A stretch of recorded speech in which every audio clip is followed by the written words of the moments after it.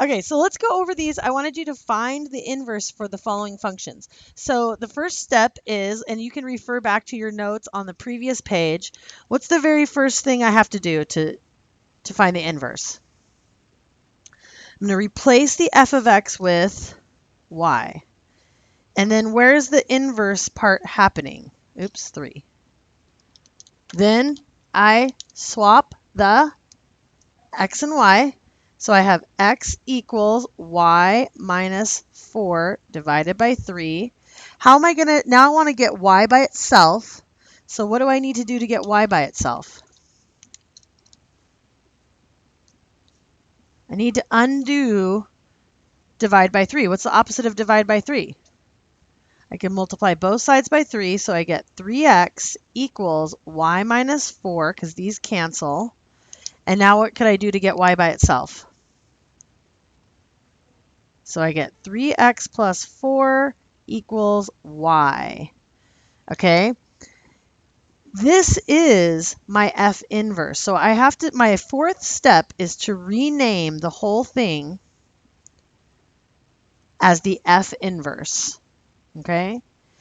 And now I want to check it. So to check, we're going to check to make sure that our answer is correct. So we're going to either take the composition of, we could do it both ways. We can plug this into the original x, or we can plug this in for the new x.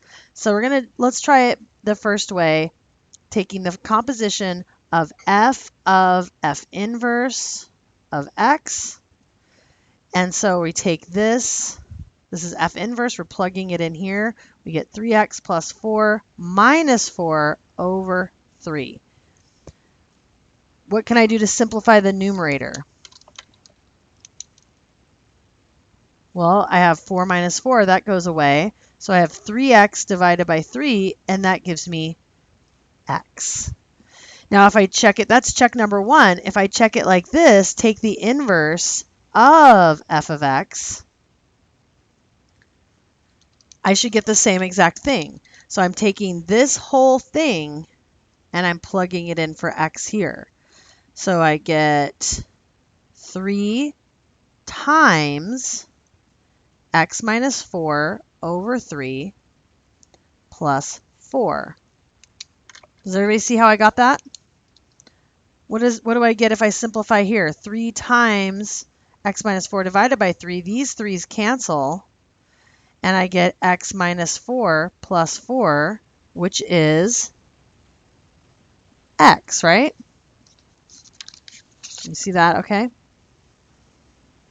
So both ways, it worked.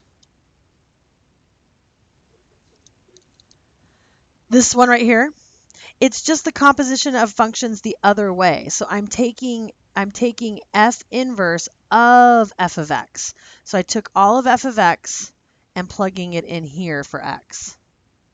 So that's why I have 3 times x minus 4 divided by 3. That was my original function. I'm plugging it into the inverse to make sure, just the same way I plugged in the inverse into the original, I'm now just taking the original function, plugging it into the inverse, just to show that both ways I get x. Essentially, the inverses, they undo each other, right? And so that's why they're inverses of each other, similar to when we think about solving equations. Okay, so let's do the same thing for this other one. So start by setting f of x equal to y. So y equals x over 2 minus 5. Now what? Swap the x and y. So I have x equals y over 2 minus 5. And now what? Add 5 to both sides. I love it. Okay.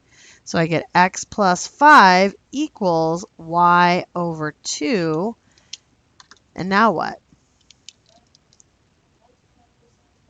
Multiply both sides by 2. Now, if I multiply both sides by 2, I have to multiply this whole side by 2. So that's where you might want to distribute. You get 2x plus 10 equals y. So that means my inverse function is 2x plus 10. Okay? That's my That's my inverse. Now, if I want to check, I didn't leave myself very much space over here. So if you want to do this on other paper, that might make sense too. But if I want to go f of f inverse of x, I'm going to take this whole entire inverse and I'm going to plug it in for x there. So that means I have 2x plus 10 divided by 2 minus 5. So if I take half of both of those, I end up getting x plus 5 minus 5. And what's that going to be? X, right? Because I ran out of room, I'm going to do it the other way over here on this other piece of paper. So I'm going to now take the f inverse of f of x. And so to do that, I'm taking, here's f of x. I'm going to plug it in for x. So I have x divided by 2 minus 5.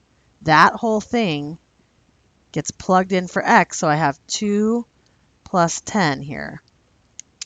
So now we want to simplify. Once I plug f of x into the inverse function, now I just simplify. So if I distribute the 2, what do I get? I get 2x divided by 2 minus 10 plus 10. Does everything undo? Yeah, because 2 divided by 2 is 1. Negative 10 plus 10 is 0. So the only thing left is an x.